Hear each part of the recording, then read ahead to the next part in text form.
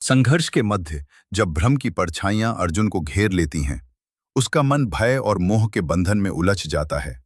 वो स्वयं को दुर्बल महसूस करता है। उसके हाथों से गांडीव धनुष फिसलता है। मन डगमगा रहा है और विचारों का अंधकार गहराता जा रहा है। किंतु यह क्षण केवल अर्जुन की व्यक्तिगत पीड़ा नहीं, बल्कि हर आत्मा का संघर्ष है। धर्म बनाम मोह, कर्तव्य बनाम भावना। यही वो क्षण है जब श्री कृष्ण जीवन के इस मौलिक प्रश्न का उत्तर देने के लिए तैयार हैं। वे अर्जुन को केवल सांत्वना नहीं देते, बल्कि उसे उस सत्य का साक्षात्कार कराते हैं जो सभी बंधनों को तोड़ सकता है। इस वीडियो में हम गीता के श्लोक 25 से 30 का गहन विश्लेषण करेंगे। अर्जुन की मनोदशा, उसकी कश्मकश और श्री कृष्ण के दिव्य उपदेश। आइए इस आध्यात्मिक यात्रा में प्रवेश करें और जानें कि जीवन के महत्वपूर्ण निर्णयों के लिए गीता हमें क्या संदेश देती है।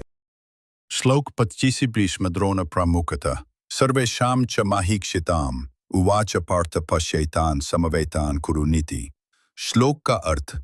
तब श्री कृष्ण ने अर्जुन से कहा, हे पार्थ, देखो, ये कौरव जो भीष्म, द्रोण और अन्य सभी राजाओं के नेतृत्व में एकत्र हुए हैं। इस श्लोक में भगवान श्री कृष्ण अर्जुन को युद्ध के मैदान में ले जाकर शत्रु पक्ष कौरवों की सेना को दिखाते हैं। यहाँ विशेष रूप से दो महत्वपूर्ण बातों को समझना जरूरी है। भगवान कृष्ण ने अर्जुन को सबसे पहले भीष्म और द्रोण जैसे वरिष्ठ एवं पूजनीय व्यक्तियों को दिखाया, जो स्वयं अर्जुन के गुरु और दादा तुल्य थे। इसके पीछे भगवान की एक मनोवैज्ञानिक रणनीति है। अर्जुन के मन में युद्ध को लेकर भावनात्मक द्वंद्व उत्पन्न करना। भगवान नहीं चाहते कि अर्जुन अंधे क्रोध या मोह में युद्ध करे।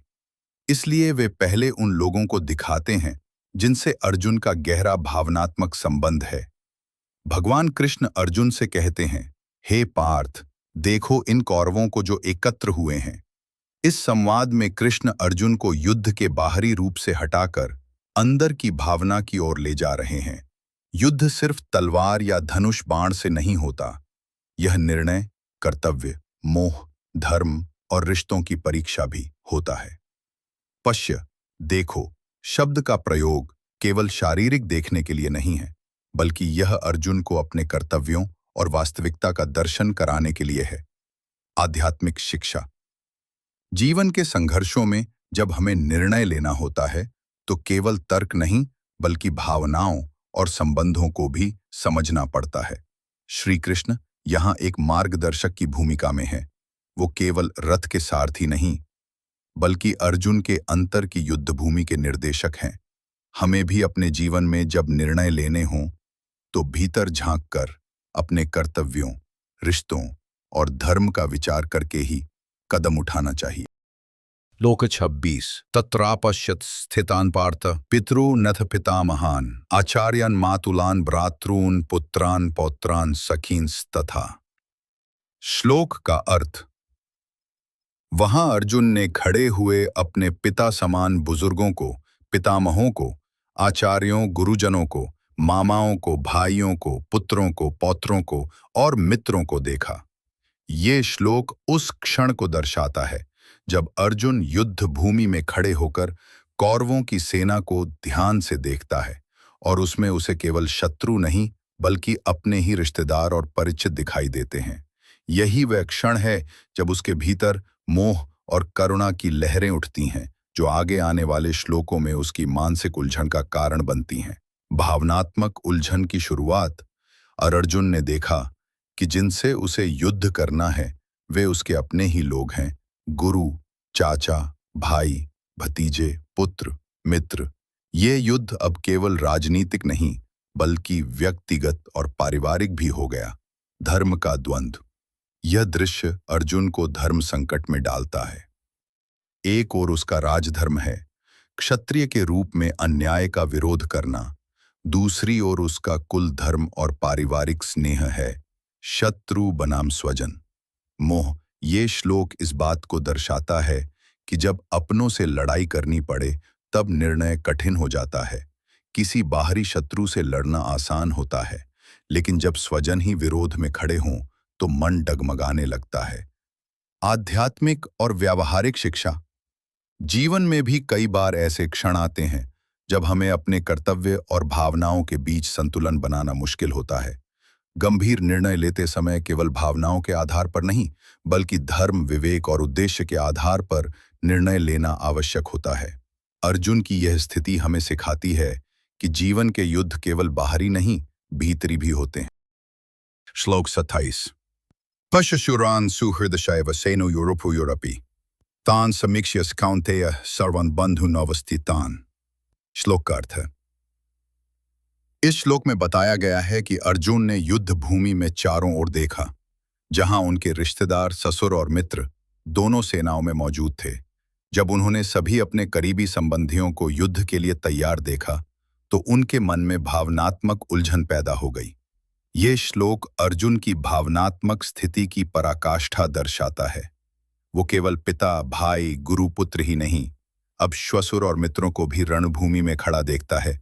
यानी अब हर संबंध युद्ध से जुड़ चुका है। सेनाओं में संबंधी, यह बात ध्यान देने योग्य है कि दोनों पक्षों, पांडवों और कौरवों की सेनाओं में अर्जुन के रिश्तेदार मौजूद हैं। महाभारत सिर्फ एक परिवार का नहीं, समाज और कुल का युद्ध बन चुका था। मन में करुणा का ज्वार।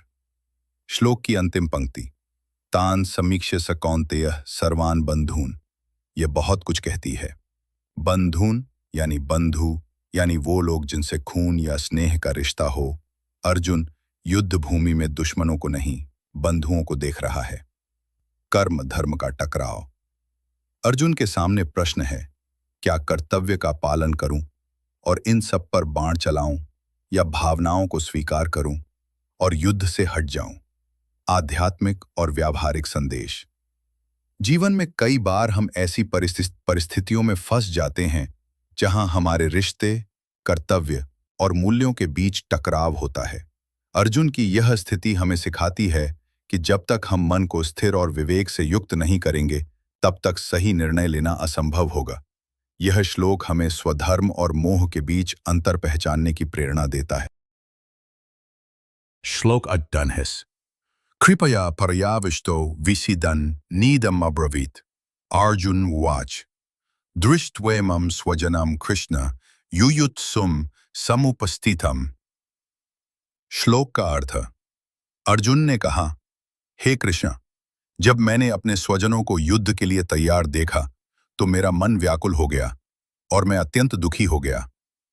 यह श्लोक अर्जुन के मानसिक संघर्ष को दर्शाता है, जहां वो अपने परिजनों को युद्ध के मैदान में देखकर दुख और दुविधा में पड़ जाता है। कृपया पर्याविष्ट मतलब करुणा से अभिभूत। अर्जुन पर एक योद्धा नहीं, बल्कि एक कोमल हृदय वाला व्यक्ति हावी हो गया है। कृपा यहां दया नहीं, बल्कि ऐसी करुणा है जो कर्तव्य में बाधक बनती है। वो सोचता है, क्या मैं अपने ही गुरुजनों, भाइयों, पुत्रों को मारूं? विषीदन मतलब शोक में डूबा हुआ। अर्जुन के मन में मोह, शोक, दया और द्वंद्व, चारों भाव एक साथ हावी हो गए हैं। यह मानव मन की स्वाभाविक प्रतिक्रिया है जब वह कठिन निर्णय के सामने होता है। वह खुद को न्यायोचित ठहराने के बजाय भावनाओं में बहने लगता है। स्वजनम युयुत्सुम मतलब अपने लोगों को लड़ने को तैयार देखना। यहाँ स्वजन और युयुत्सुम शब्दों का उपयोग गहरा है। अर्जुन को अपने ही स्वजन शत्रु जैसे प्रतीत हो रहे हैं, लेकिन उनका युद्ध के लिए तैयार होना उसे असहनीय लगता है। वह मानवता और रिश्तों को युद्ध से ऊपर रखकर देख रहा है।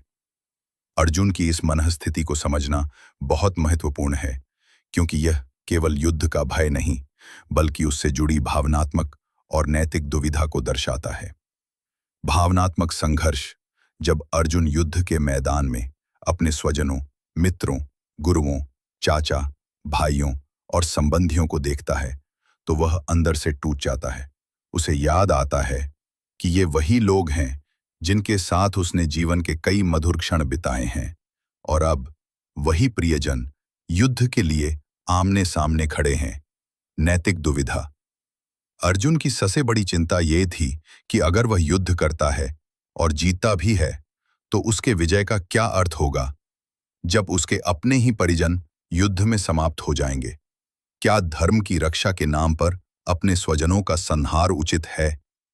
यह प्रश्न उसके मन को विचलित कर देता है। कृष्ण का मार्गदर्शन। यही वह क्षण है जब श्री कृष्ण अर्जुन को गीता का ज्ञान देते हैं। वे अर्जुन को समझाते हैं कि यह युद्ध केवल पारिवारिक संघर्ष नहीं, बल्कि धर्म की स्थापना का एक माध्यम है।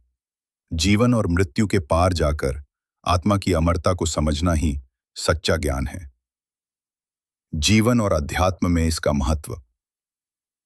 यह श्लोक हमें यह सिखाता है कि भावनाएं जरूरी हैं, लेकिन जब वे कर्तव्य मार्ग में रुकावट बन जाएं, तो ज्ञान और विवेक का मार्ग आवश्यक हो जाता है।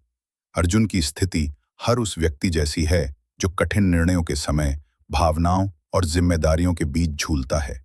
श्री कृष्ण इसीलिए पूरे गीता में अर्जुन को बार बार यही समझाते हैं कि कृपा या मोह से किया गया निर्णय न तो धर्म है, न ही फलदायक।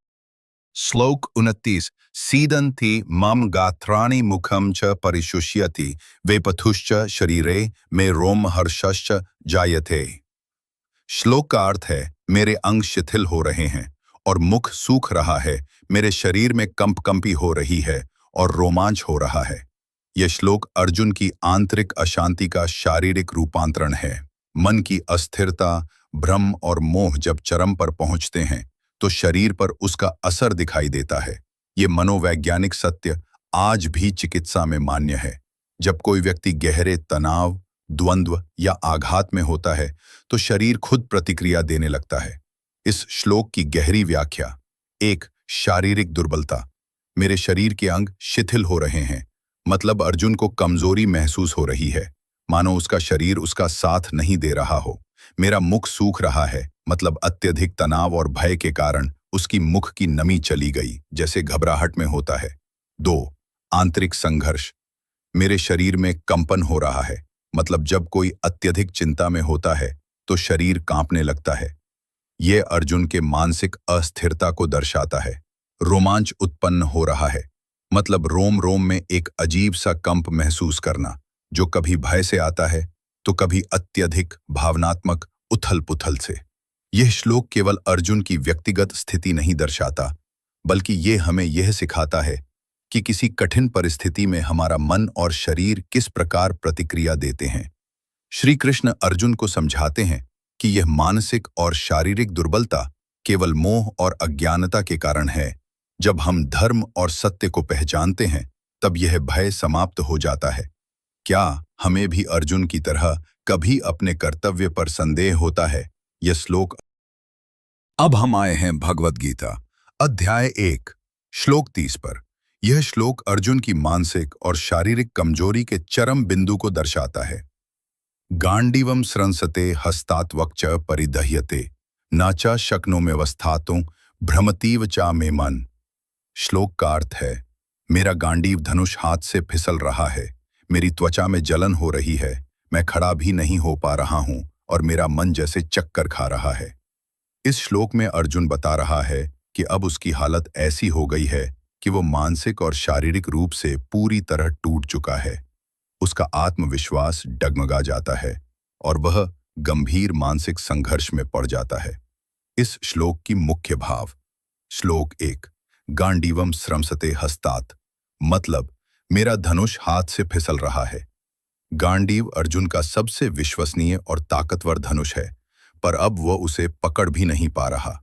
यह दिखाता है कि कर्तव्य का औजार भी तब व्यर्थ हो जाता है जब मन डगमगाता है। 2, त्वक परिदह्यते, मतलब मेरी त्वचा जल रही है। यह तनाव और भय का शारीरिक लक्षण है। जब मन अस्थिर होता है तो शरीर भी जलन, पसीना या घबराहट जैसी प्रतिक्रियाएं देता है। 3, न च शक्नोमि अवस्थातुं, मतलब मैं खड़ा भी नहीं हो पा रहा। अर्जुन एक ऐसा योद्धा है जो युद्ध की पहली पंक्ति में खड़ा होता था, अब वह कह रहा है कि मुझसे खड़ा भी नहीं हुआ जा रहा। यह निराशा और मानसिक टूटन का प्रतीक है। 4, भ्रमतीव में मन, मतलब मेरा मन जैसे चक्कर खा रहा है। अर्जुन मानसिक रूप से पूरी तरह भ्रमित है। वह न जानता है कि क्या सही है, क्या गलत, क्या करना चाहिए और क्या नहीं। आध्यात्मिक और व्यावहारिक शिक्षा। धनुष का गिरना। जब हम मानसिक रूप से कमजोर हो जाते हैं तो हमारे हथियार और योग्यता भी बेकार हो जाती है। जलन और कंपकंपी यह दिखाता है कि भीतर की बेचैनी का असर बाहर भी आता है। मन का भ्रमित होना जब हम कर्तव्य, भावना और भय के बीच फंसते हैं तो मन स्थिर नहीं रहता। यह श्लोक अर्जुन की उस स्थिति को दर्शाता है जब मनुष्य खुद को पूरी तरह हारता हुआ महसूस करता है। लेकिन गीता का सौंदर्य यह है कि यह हार ही ज्ञान का द्वार बनती है। कभी कभी जीवन में हमें भी निर्णय लेने में कठिनाई होती है। अर्जुन की स्थिति से आप क्या सीख सकते हैं? इन श्लोकों में हमने देखा कि अर्जुन एक महान योद्धा होते हुए भी जब अपनों के सामने खड़ा होता है तो भावनाओं से हिल जाता है। यह सिर्फ उसकी नहीं, हमारी भी कहानी है। जब कर्तव्य और संबंधों के बीच टकराव होता है तो मन डगमगाने लगता है। यही वो क्षण है जहां से आत्मबोध की यात्रा शुरू होती है। श्री कृष्ण अर्जुन को उसी अंधकार से ज्ञान की ओर ले जाते हैं और हम सब भी इस ज्ञान से अपने जीवन में स्थिरता, संतुलन और साहस पा सकते हैं। अगर आपको ये यात्रा सार्थक लगी हो तो इस ज्ञान को औरों तक पहुंचाएं। वीडियो को लाइक करें, कमेंट में अपने विचार लिखें और आत्मदर्शन चैनल को जरूर सब्सक्राइब करें ताकि आप गीता के हर श्लोक के साथ आत्मबोध की इस दिव्य यात्रा में हमारे साथ बने रहें। धन्यवाद। जय श्री कृष्ण।